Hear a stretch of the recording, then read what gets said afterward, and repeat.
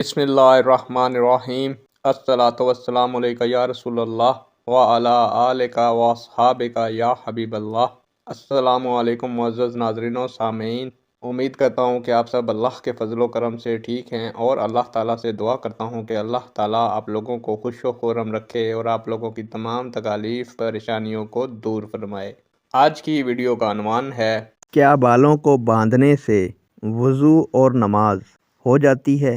उम्मीद करूंगा कि ये मालूमात आपके इल्म में इजाफा फरमाएगी और आप इस वीडियो को शेयर करेंगे, चैनल को सब्सक्राइब करेंगे ताकि दूसरे लोग भी इस मालूमात से मुस्तफ़ीद हो सकें।